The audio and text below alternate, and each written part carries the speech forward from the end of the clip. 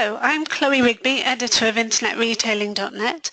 I'd like to welcome you all to today's webinar, The Expert's Guide to Platform Selection and Delivery with Salmon and Forrester.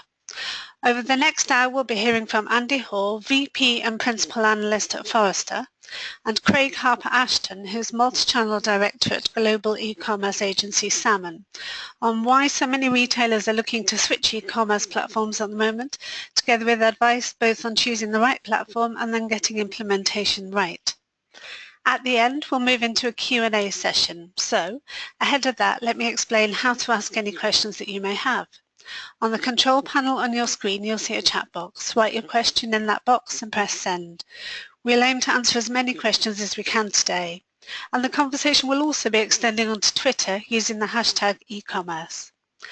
As always, the session is recorded, so I'd remind you that after the webinar finishes, we'll be sending out an email with a link, so you can watch it again whenever is convenient for you.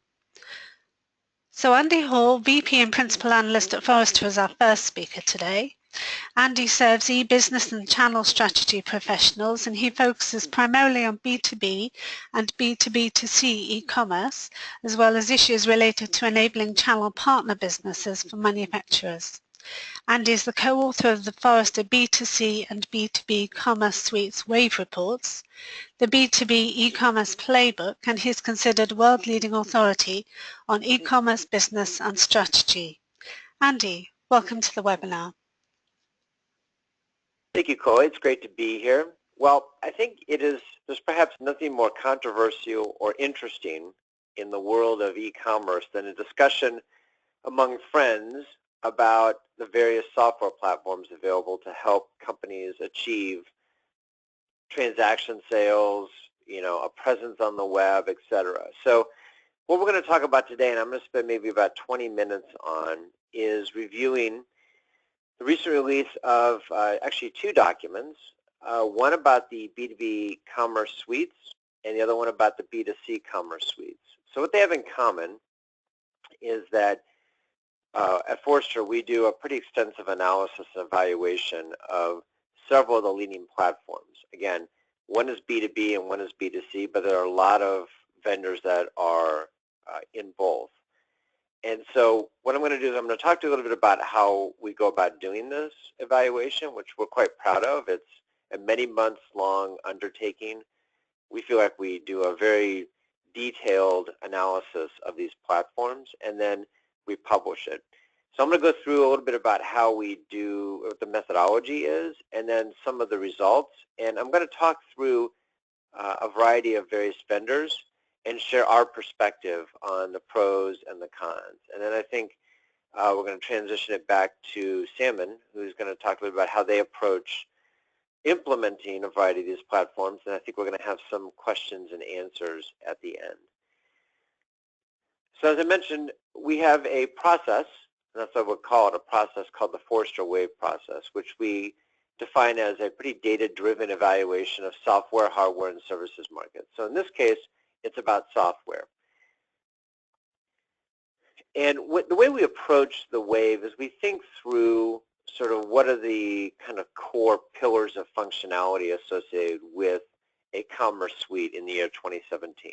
This is a bit of a busy graphic. I would never show this in front of a large physical audience, but because we can all see screens here, I decided to show this and talk through a little bit about how we approach doing a wave. So in this case, like I said, with the commerce suites, this applies to both B2C and to B2B, is we really see it as four constituent parts. One, and those are the blue circles in the middle here. One is experience management. So every suite today must, by definition, offer the ability to do content management, personalization.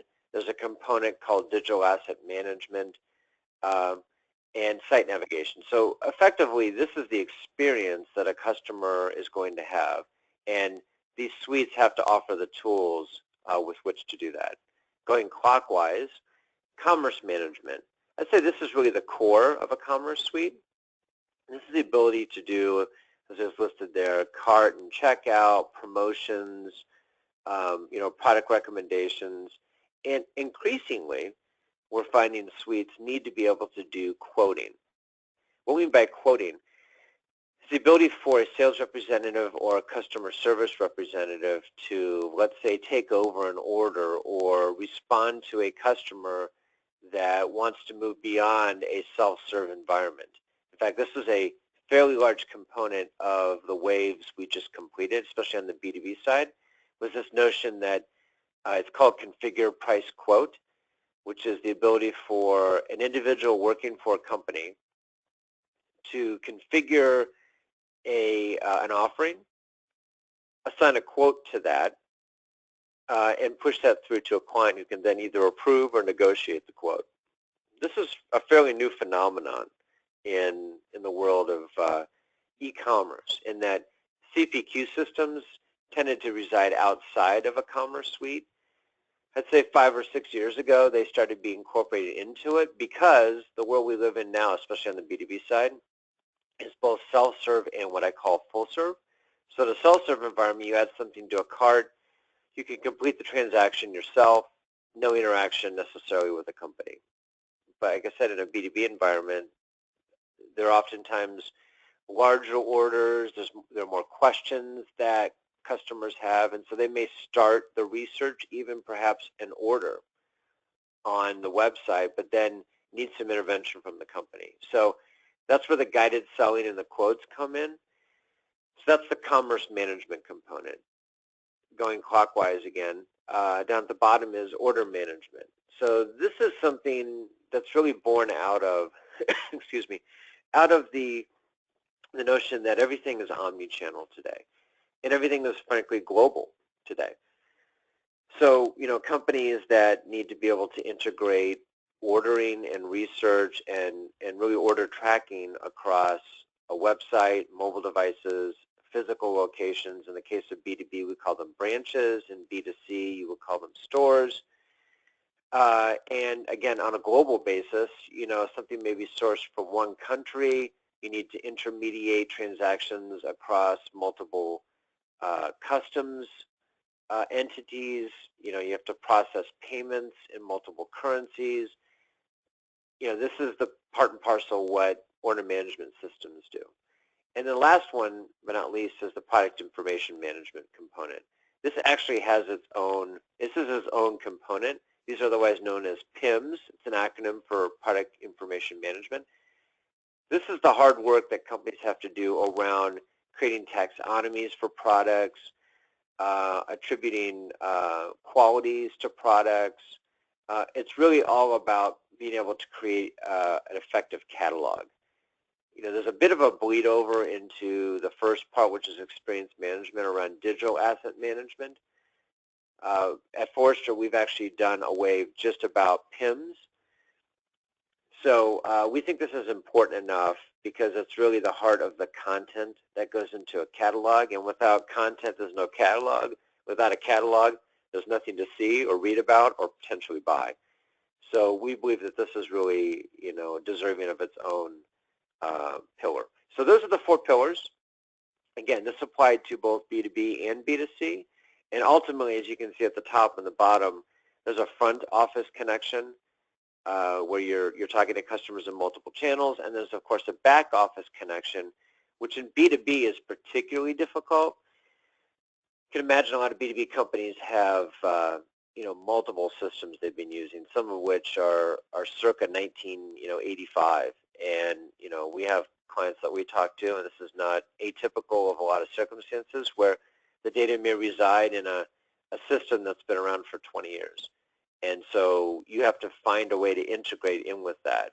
Not to say it's not an issue in B2C as well. It seems to just be a more pronounced and profound issue in B2B, but these back office integration projects are also reality in B2C.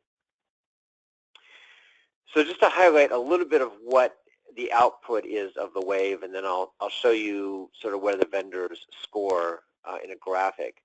These are just excerpts from the B2B wave, and what I did is I took out a couple of line items just to show you how the scoring works. This is not comprehensive or complete. The document itself has, I think, 35 different line items. Here you see 5 from 2 different sections. So As you'll see in a moment, the wave really is 50% what's called current offering, which is really the functionality associated with the wave, and then 50% what we call strategy, which is really what's the direction, strategy, roadmap of the company that produces the product. We feel strongly that an effective analysis of a suite must necessarily include both. It's great if you have a product that's highly functional, not so great if you're a company that has no direction. The converse is also true. Great if you have a company if you have a company that has a great strategy and a great roadmap and a great vision, but not so great if the product is immature or falls short in several functional areas. So that's why we believe it's really both. So it's 50% current offering, 50% strategy. And then you can see the first column, we have our own weighting system because there are 35 criteria, but each one of they're not all made the same. So some are more important than others. So within the current offering, for example, we believe that the solution architecture and how that's structured is arguably twice as important, which is why it's given a 20% rating, as the experience management component is unto itself. These are the list of the vendors that we selected and evaluated, ranging from, in alphabetical order, from Aptus up to Unilog. You can see some of the composite scores. If you had the wave in front of you and you had this actual document in front of you, this comes in the form of an Excel spreadsheet. You could double click on solution architecture and there are several line items underneath that. So this is sort of a parent hierarchy, and within each of these are several kind of sub-hierarchies. Just fancy language for what you're seeing as a composite score, which is why you get some kind of unusual numbers here. But you can see each of the vendors scores differently for different capabilities. And then on the strategy side, same thing. You know, we think that company vision is more important than the product strategy, which we really do kind of cover in current offering. And we've heard from our clients that, you know, they believe that the company's vision is quite important. And one profound concern that many of our customers have about vendors is, you know, the product may be great, but where is this company actually going? And do we risk, you know, selecting this particular vendor and 2 to 3 years down the road they lose their funding, or in some cases they might be acquired. Of course, you can never predict who's going to be acquired, but, you know, if I'm being honest, we've had clients that have said, you know, I want anybody but, you know, usually one of the larger well-known vendors for my e-commerce solution, and then they select an independent software solution, and then 2 years later that independent software solution gets acquired by the very company that they didn't want to actually work with. So occasionally you have clients that say, hey, look, you know, is this a company that's likely to be acquired by one of these larger companies which I don't want to work with? If so, that might be a factor in my decision making. So again, pretty comprehensive, a lot of analysis. We spent 3 months doing this. We require that the vendors come to us and present their strategy, show us demos. We put them through scenarios where, you know, it's not enough just to say we have all these capabilities. We want to see those capabilities in action. So we demand that they, you know, basically it's like solving a math word problem. You have to think through it. You have to be able to define it. You then have to make it actionable, and you have to show us a result.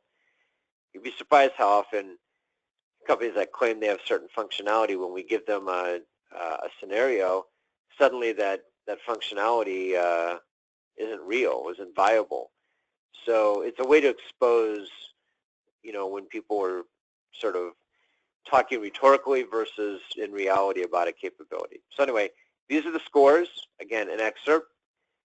This is a much easier image to digest. So this is what we call the wave graphic. And I'm going to show you the B2B version and then the B2C version. You'll see there's overlap in terms of the vendors.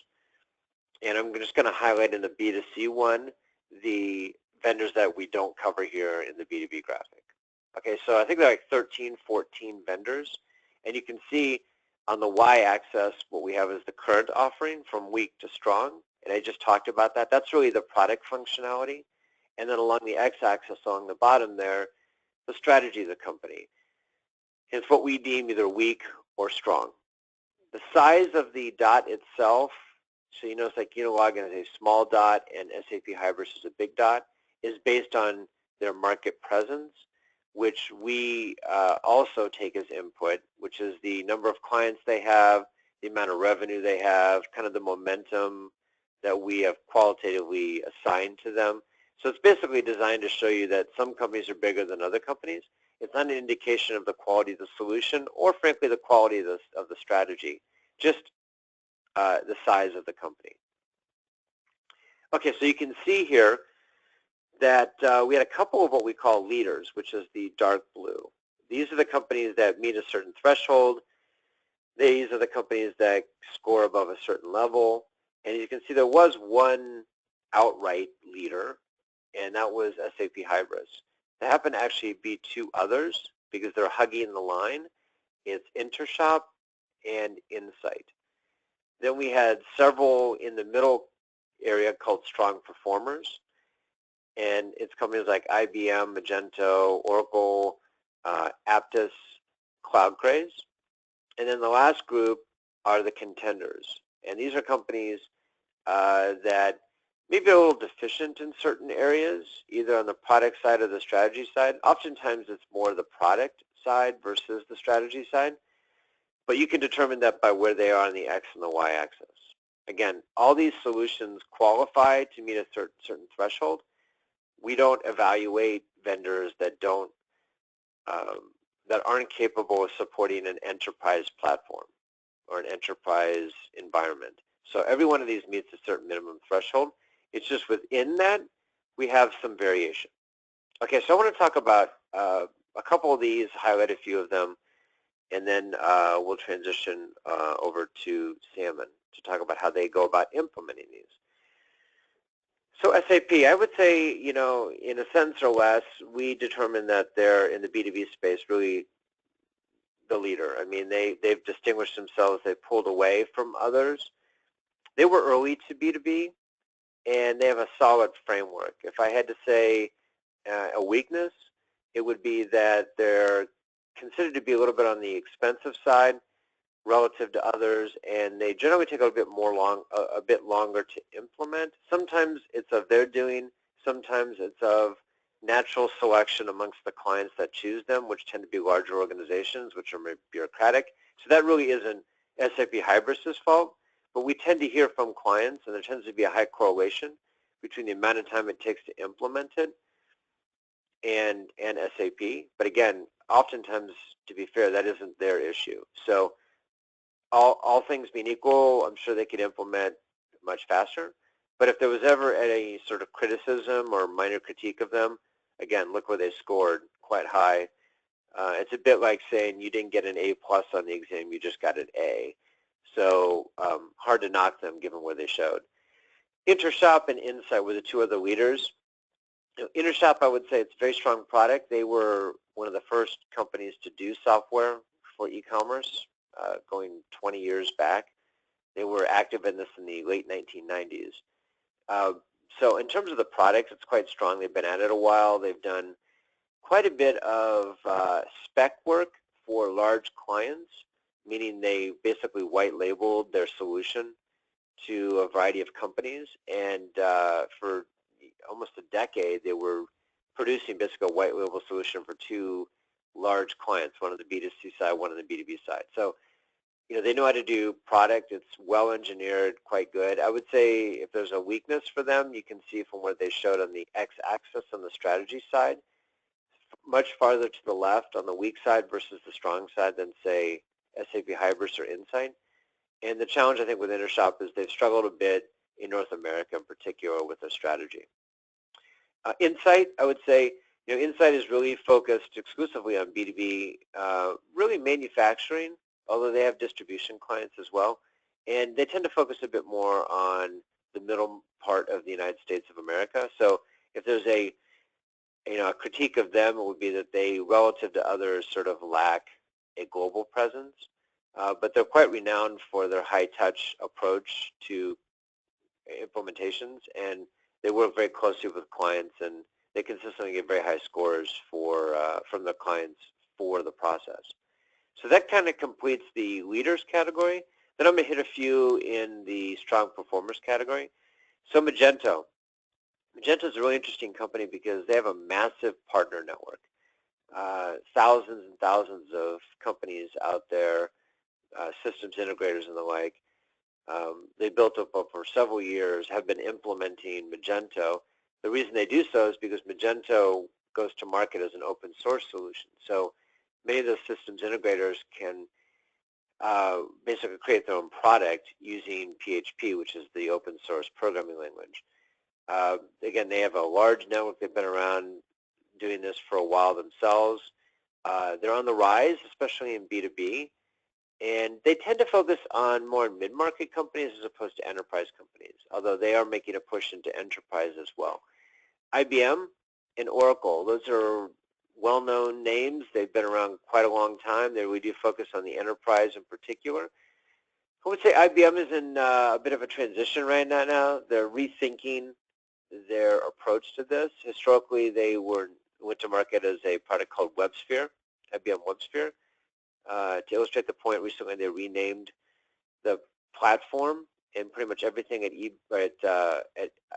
IBM now has been sort of rebranded as Watson, and they want to infuse it with kind of artificial intelligence, more data-driven. I think it's the right direction. I think right now they haven't actualized that yet. I think they're in the process of doing that. In a couple of years, it could be really interesting. They may vault ahead if they can pull off the artificial intelligence component because they have a huge advantage. Watson is a generation ahead of where many other AI technologies are, and I think what they're doing right now is they're infusing all of their portfolio products with it. So I would say on that one to watch, stay tuned. Oracle is in transition itself. I think I just saw yesterday they reported earnings, and they continue to beat expectations, especially around the cloud, which a few years ago, the always flamboyant Larry Ellison described as, I think he called it a joke. So he's gotten religion around the cloud, and so is Oracle. So they've transitioned to the Commerce Cloud, which is a SaaS-based solution, as opposed to their more traditional product, ATG. So they're moving all that functionality over to the Oracle Commerce Cloud. It's on its way. I think it's going to be a fairly strong product in a couple of years once they achieve feature parity with ATG, their offline product. And they want to be able to allow customers to move seamlessly between the two. So going to be interesting. Again, you'll notice that a lot of these companies are in transition from where they used to be to where they're going to be. A lot of it has to do with moving from on-premise to the cloud. And Oracle and IBM are no exceptions. I would say just quickly about CloudCraze and Aptus. Both companies operate on top of the Salesforce Force.com platform. So in one case, CloudCraze is actually native to Salesforce. Aptus works within Salesforce. They also happen to work within Azure. Both of them are really ideal choices for companies that already use Salesforce.com for CRM. And again, if you're already using Salesforce, both of these, to varying degrees, are pretty easy solutions to get up and running very quickly. In the case, think of CloudCraze, it's a managed package within Salesforce. So you could go from no commerce to commerce within, theoretically, a couple of days, which is quite appealing for a lot of companies already on Salesforce. And then last but not least, you've got the NetSuites and EpiServers of the world. I think what I would say about those guys is that they're really targeted at the mid-market. In the case of Oracle, NetSuite, they were recently acquired by Oracle, so they're kind of the down-market solution for Oracle. And EpiServer, its heritage was really on the CMS side of things, and so they combine content management with commerce. They're one of the few that do specifically that. So, you know, for a mid-market solution on either the B2B or B2C side, EpiServer is kind of a nice touch. It's easy for people to get up and running with, and doesn't require that you go buy an Adobe or a Sitecore, for example. And the last one here is Unilog. Unilog is a newcomer to the space, very focused on B2B, and their heritage is really around putting together catalogs and taxonomies. So this is the B2C version of the same evaluation. The guys in red are the vendors that weren't in the B2B, so just very quickly about them. Salesforce is an entrant here because they acquired Demandware. Salesforce now calls it the Salesforce Commerce Cloud. I think you'll notice a trend here. It seems everybody is calling their product the fill-in-the-blank Commerce Cloud, which drives me nuts a bit because I have clients that say, well, I'm interested in the Commerce Cloud. I'm like, well, which one? Because that seems to be what everybody's calling their product these days. Demandware was a real force in the B2C space. They had sort of a unique approach on the pricing model side around rev share. I would say they're in transition as well, so stay tuned on that. Digital River is a company that's been involved in the payment space for years. They were one of the first ones to be in the multi-tenant SaaS business, so they've been cloud before it was fashionable to be cloud. But I think with them, if you want to do business in something like 220 countries, Digital River is really the best choice for you because they actually become the merchant of record and take the risk associated with the payments in, I believe it's 215 countries. So, everybody has their niche, and I think that for Digital River, lots of clients say, for global stuff, or if you want to do payments in multiple countries, you need to take a hard look at Digital River.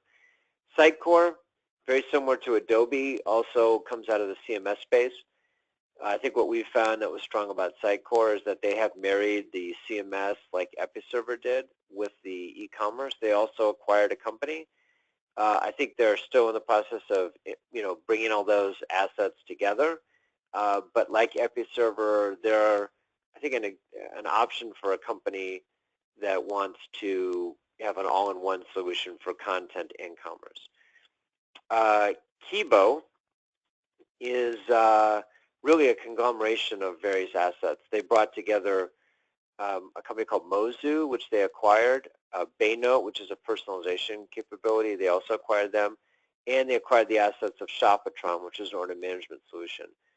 Brought it all together, or in the process of bringing that all together under this family of products called the Kibo family of products. Again, another company that's in transition.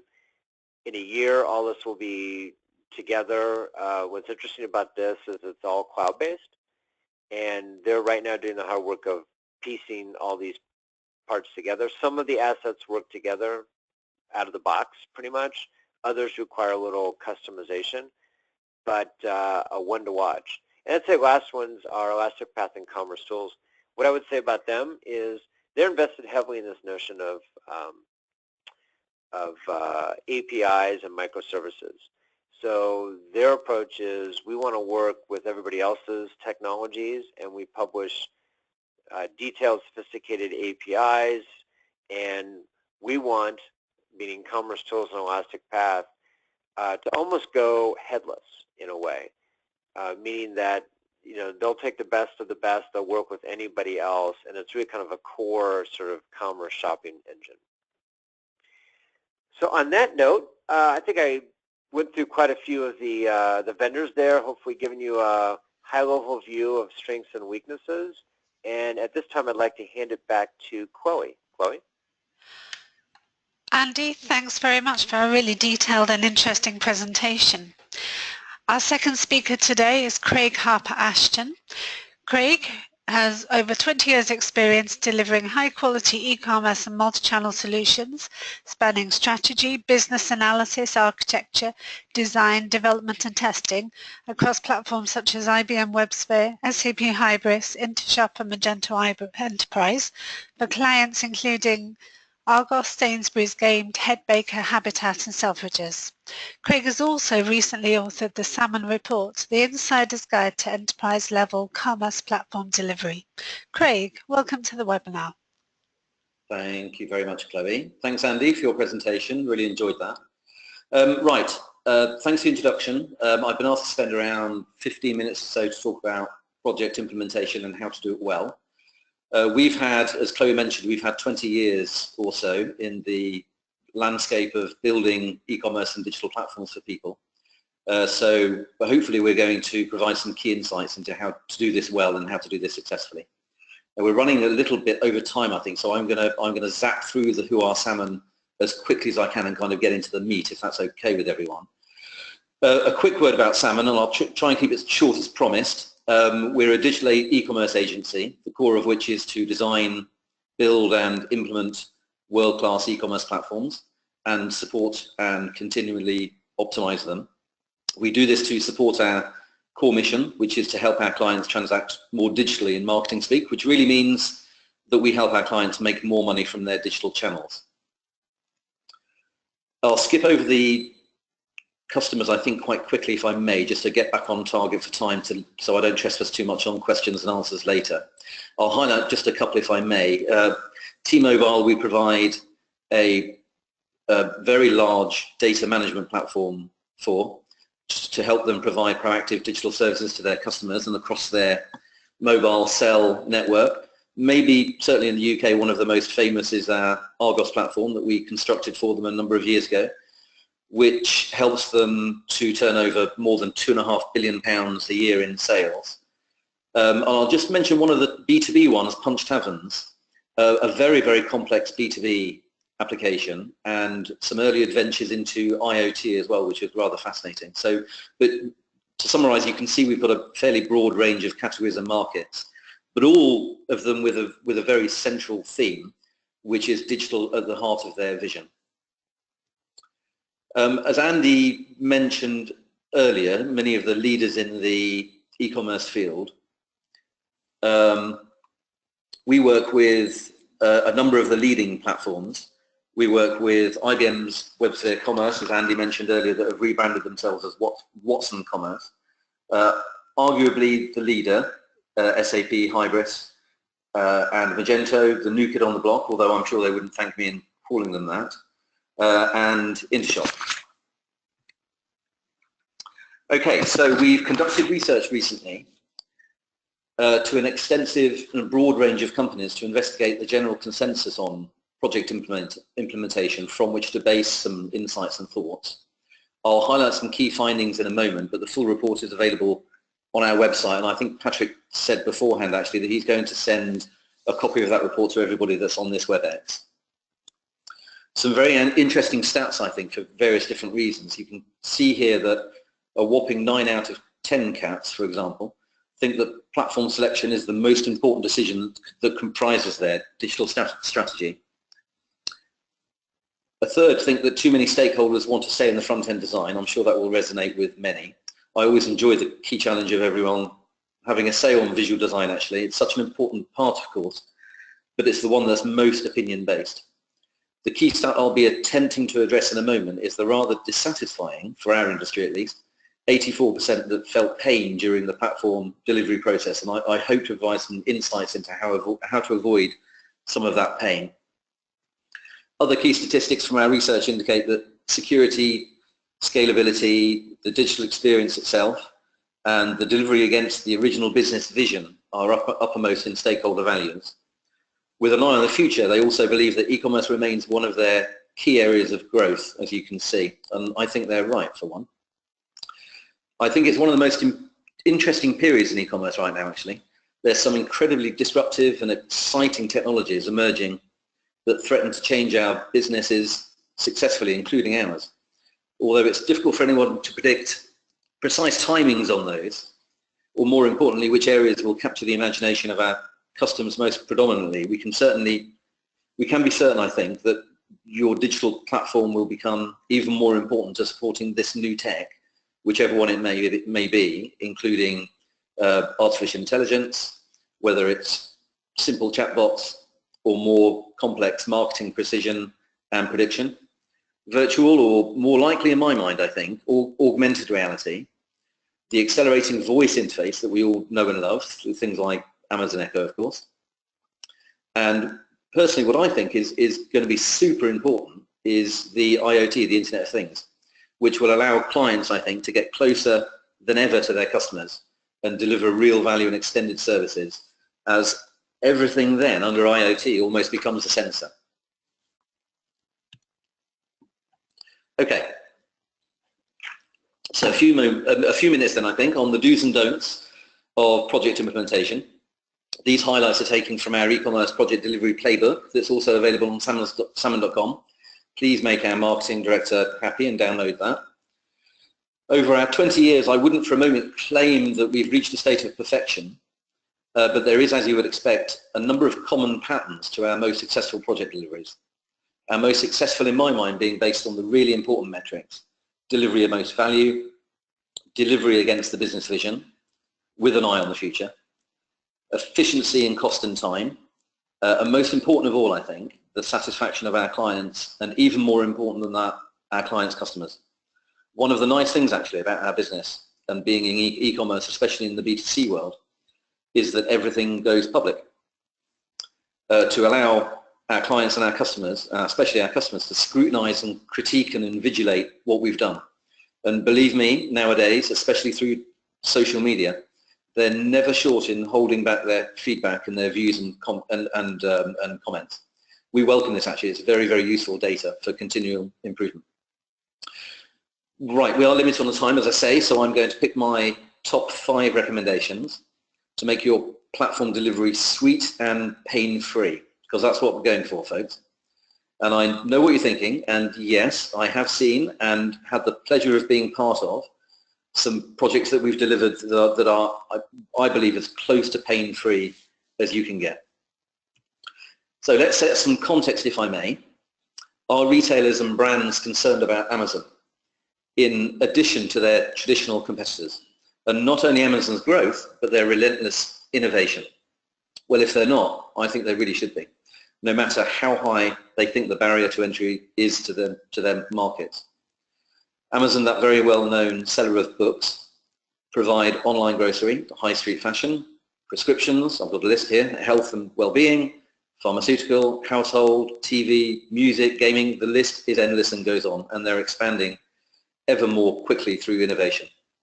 They are becoming dominant, and our reaction to this, I feel, must be to strive and provide our products and services better than Amazon, in addition to our traditional competitors.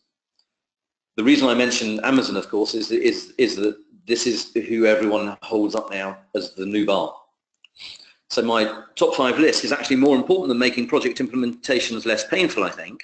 They actually represent some of the fundamental building blocks to put in place to beat the competition and to truly practice an innovation-led approach, and therefore take advantage of business and technology level opportunities faster than anybody else can do.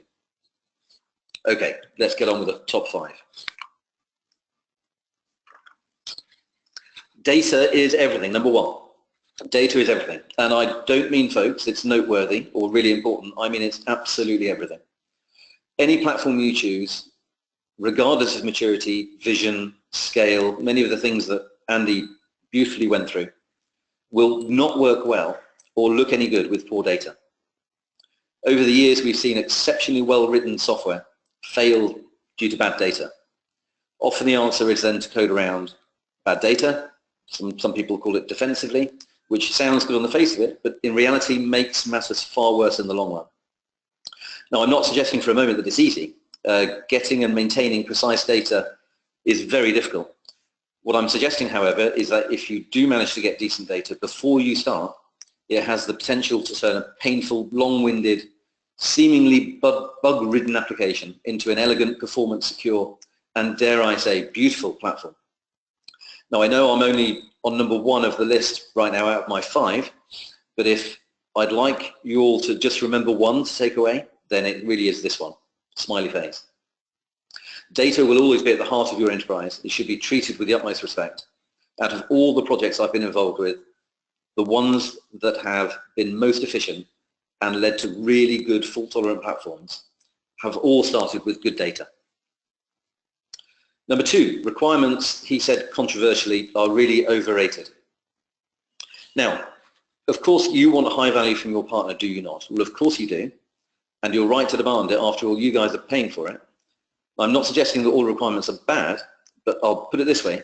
If you hired an architect to build your house, would you proceed to tell him or her how deep to dig the foundations, or would you make sure to tell him that the roof needs to be watertight? Of course not. You'd share your vision with your architect, and you'd discuss and compare thoughts, and naturally you'd continue to work with them until they designed something that you loved, and you'd expect them to worry about the details of building regulations, load bearing, structural integrity, and the actual detail of how to go about building the thing. I think we can learn from these more mature industries that in essence do more or less the same that we do. But although many software companies still ask for very precise requirements, over the years I've come to the conclusion that vague is good. I would much rather see a requirement that said, we want an amazingly brilliant, easy to use, inspirational checkout process, rather than we'd like the following 3-page checkout that on one page asks for title, first name, surname, and if it goes wrong, please pop up an error message that specifically says this in this area of the screen. These two things, I think, there are two things, I think, fundamentally wrong with very precise requirements. It's a balance, of course. More importantly, with the psychology of how software companies deal with them. A, it restricts imagination, knowledge, talent, and experience, and it provides no value space to fill. We simply do what it says. That doesn't sound like expertise to me. And secondly, software engineers will code to the language and tone of the requirement rather than challenge, which very often results in large amounts of expensive and unnecessary code. Vague is good, I say.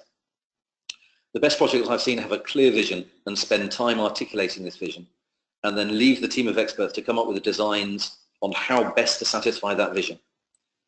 This always leads to innovation, in my view, and always leads to better exploitation of platform features, regardless of the platform, without the need for overly customized code.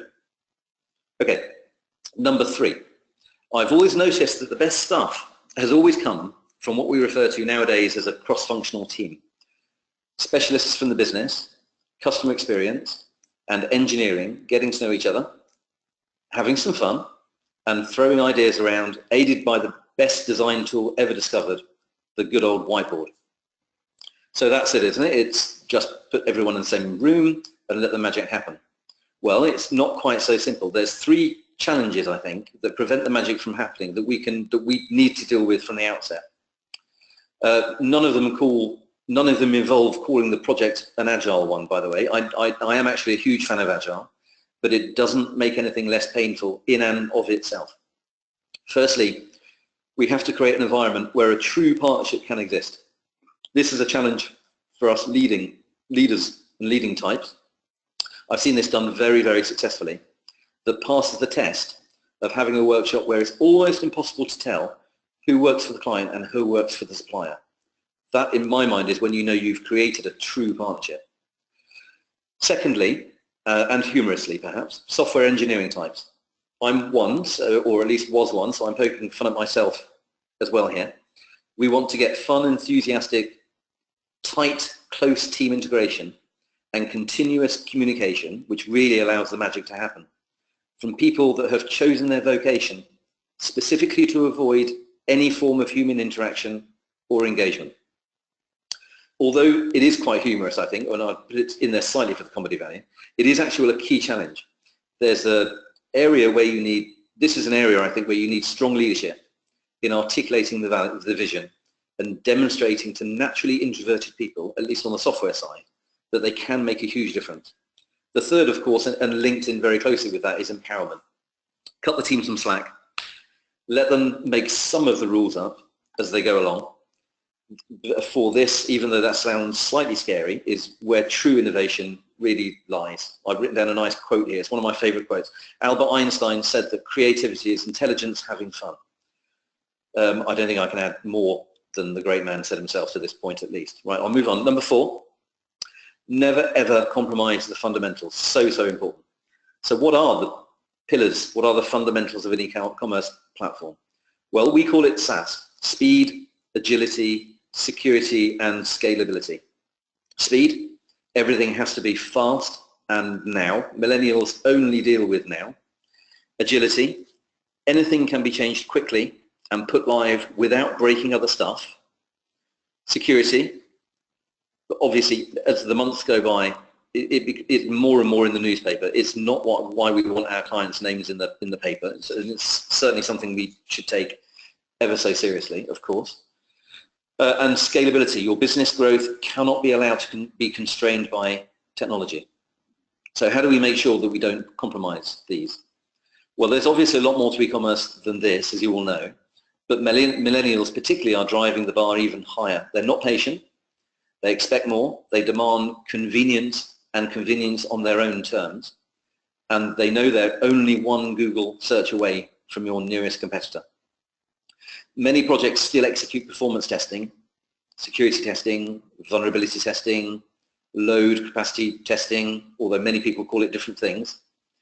They still do it at the end of the project. Well, you probably don't need me to tell you, it's way too late by then. The fundamentals are designed in, and testing should start proving their delivery before even a single line of code is committed. I would summarize the point by just saying you cannot reverse engineer these fundamentals back into an e-commerce, or for that matter, a digital platform. They have to begin in the beginning. And my final point, continuous delivery. This is a fairly recent innovation actually in the IT field. It's known in some circles as DevOps, or some people call it DevOps, some others call it continuous delivery, others call it continuous integration. Actually, they're all variations on a similar theme. Technically, there are some differences between them all, but it's more about agility, the ease with which to manage change, improving visibility, improving stability of the development, and when the disciplines are used correctly, I believe, can consistently lead to much better solutions and optimizes them much more safely and at much greater speed. Before these techniques, we were faced with a horrible choice, and I'm sure this will resonate with you all. We either have excellent time to market, we can get stuff in really quick, but with associated material risk, or the other option, which is to have it low risk. We're not going to break many things, but it's going to be slow. You're going to have to wait for weeks or even months to get new technology and new business functions in. Using these techniques, and I have been implementing them, by the way, so I've seen this for real. I really do genuinely believe you can get the best of both worlds. You can literally get a brilliant business idea in the morning that goes live with negligible to low risk in the afternoon. Now, just to put this slightly in context, I'm always naturally skeptical, I'm old, when it comes to new software development processes, methods, trendy fads, that all promise everything will be just better. But I've been looking in detail at these techniques for 2 years, and it's the most impressive set of techniques that I've seen in our industry for quite a while. The techniques are quite extensive and broad, so it's impossible on a webinar to summarize lucidly, but at the core, they promote extensive automation, especially in testing, and provide mechanisms to give more instant feedback to engineers, especially where they break stuff, and therefore keeps quality goals continually high. If you're not looking at it at the moment, I would very, very strongly advise that you do. I'm at the end of my time, so on that note, I'm going to hand back to Chloe with my thanks to all the attendees for listening. Chloe, back to you. Thanks, Craig. Thanks for another really interesting presentation, which I'm sure will have given people a lot to think about. We've got about 10 minutes now for some questions. We do have a few in already, but if somebody has a question which they still want to put in, just a quick reminder on how to ask it. On the control panel on your screen, you'll see a chat box. Write your question there and press send. If your question is directed to one person in particular, then please do mark that, and we will aim to get to as many questions as we can today. So first question is for Craig. You mentioned in your presentation that there are too many stakeholders in the visual design area. How do you tend to tackle that and keep everybody happy? Yeah, good question. It's one of my favorite areas actually. And as I mentioned, all you do is you just get tons and tons of opinions. And no one's right. I mean, it's all down to your human views, isn't it? The way we tend to tackle it is we take the opinions from them. So we collect the opinions. I mean, all opinions are always very welcome. But we ask the customers what they think. And this tends to deal with opinions quite well, we think. So right at the start of a project, we tend to gather opinions, do our best to put some prototypes and some ideas together very quickly. But then we have things like customer focus groups, but we also put it through fairly extensive, well, I say extensive, I mean weeks, not months, usability trials to find out how it works with users and tune and tweak as a result. And we find that that not only gets a good result, but it also builds a very interesting story for our stakeholders, our client stakeholders, to use internally, where they do get lots and lots of opinions and very important opinions of what people want things to look like. So that's the way we tend to deal with it. Good question. That's great, thank you. The next question is for Andy. Andy, the question is, in your presentation you mentioned B2B and B2C platforms. What are the main feature differences between leaders in B2B and B2C? Yeah, sure. So quickly, there's a blurring of lines that's taking place now between B2C and B2B. So I would argue that it's not quite as distinguished or separate as it used to be. But I would say it's sort of along a spectrum. B2C tends to, I think, offer more functionality in the way of personalization and omni-channel. And what I mean by that is not that B2B isn't doing personalization or omni-channel, but just relatively speaking, B2C tends to focus a bit more on that at this point. And that's largely because, especially on the personalization side, that's where you focus in a more mature kind of setting. And B2B tends to be a little on the less mature side. In terms of B2B, I would say there are 2 or 3 areas that B2B is a bit more focused on than B2C. And I would call that, contract pricing, custom catalog development, and I mentioned this in the presentation earlier, full spectrum selling. So what I mean by contract pricing is, the ability to assign a particular price of a product to an individual in an organization. Same with catalogs. A lot of sellers don't want everybody in the company, they don't want every customer to see the same catalog, and they don't want even everybody in a company to see the same catalog. So it takes technology to be able to, separate those things out. And in terms of full spectrum selling, I touched on that. I think in B2B, there's more of a focus on enabled selling from sales representatives and customer service reps than there is in B2C. Thanks, Andy. The next question is for you as well, so if we stay with you, a lot of the brands in your last commerce suite wave have subsequently been purchased by multinational software giants.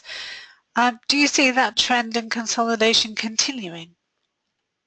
Well, I'm not sure this is a trend that ever ends, so it's an unending trend, pun intended. So I think what you see is that if somebody develops a technology that's really truly different and perhaps game-changing, and or they acquire customers that are difficult to acquire, or they get a lot of traction with a particular vertical or customer type, then they're always going to be attractive to the larger software companies that already have a channel looking for product.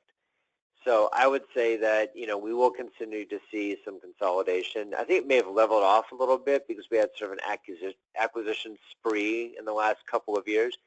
But I think there are 2 major companies left that haven't weighed in terms of a commerce solution. I'd say Adobe is one of them. I think there's been pressure on Adobe and remains pressure on Adobe to do something here on the commerce side. Right now their approach is all partner-based.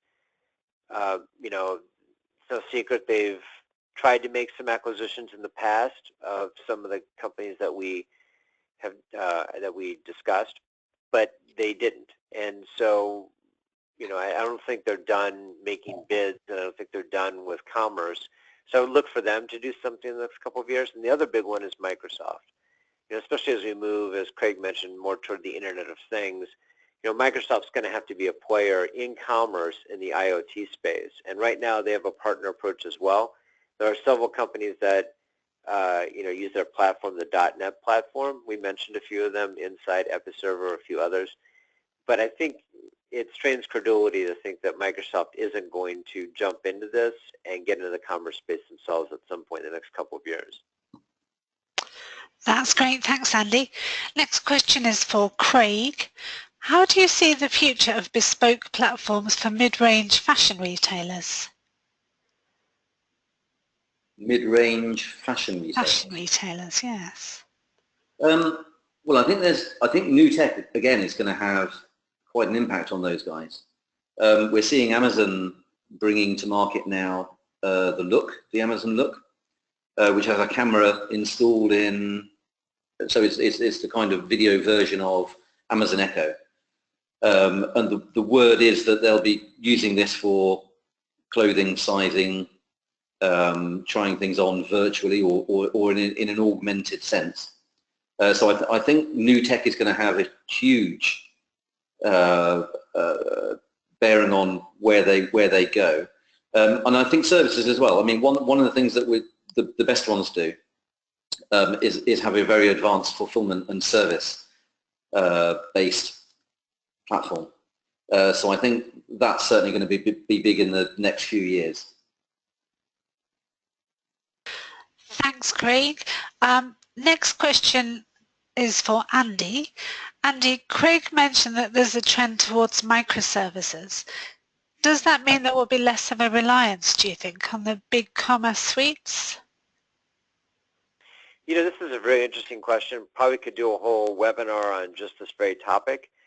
I would say, in short, I think there's space for both models to live side by side. And I think they're going to serve different purposes for different companies in different circumstances. You know, the larger companies, the more enterprise-focused companies, the IBMs, the Oracles, the SAPs, have tended towards sort of the best of suite approach, where they want to buy and own and integrate various technologies. So if they have a hole in the stack, they'll fill that hole by acquiring a company or potentially building it, but they'll always have their own platform and they'll want to sell an all-in-one solution. In contrast, there's a rise of companies that are really looking at the best-of-breed approach, and commerce services and microservices are one of the ways in which to do that. That wasn't possible even 5 years ago. And so the emergence of this best-of-breed approach using microservices, I think, is a work in progress. I think it holds a lot of promise, and I think for certain companies on the vendor side and on the buy side, companies using these technologies, it's going to be a superior approach where they can really take the best of the best. The reason that wasn't possible in the past is the integration costs and the hassle and the time were just too great. But I think we now, technology started to solve part of that problem. But I think it's early days on the microservices in the microservices model. So stay tuned. Yeah, can I just add something to that, if I may? Yes. I would completely agree with what you're saying, Andy. Martin Fowler recently, very famously, said, "Well, on microservice, we see what good ones look like. What we don't know yet is we haven't seen a bad one." So, in other words, what he was trying to say was it's very immature. And it lacks somewhat of some design patterns to make it very elegant. The promise is there. The promise is so you can release and deploy safely very small components, and therefore throw the tentacles into much deeper into the business. So it makes complete sense. But I would agree with you. It's very immature at the moment. We're seeing things like Commerce Tools, which is a new, microservices-based commerce platform. I'm probably wrong even calling it a platform. So we're seeing those emerging. I think it's going to be very interesting to see where they go over the next 2 or 3 years. But they are full of promise, that's for sure. That's great. Thank you both for your answer to that question. That's the last question we have time for today. So I'd like to end this webinar by thanking all our listeners for taking part in this webinar and for asking your questions. And I'd also like to thank our speakers, Andy Hall, VP and Principal Analyst at Forrester, and Craig Harper-Ashton, Multi-Channel Director at Salmon. Andy and Craig, thanks very much for being with us today. We will follow up by email with the link to the on-demand webinar, which you can listen again to at your convenience. So thank you all once again for taking part in this webcast. Thank you and goodbye.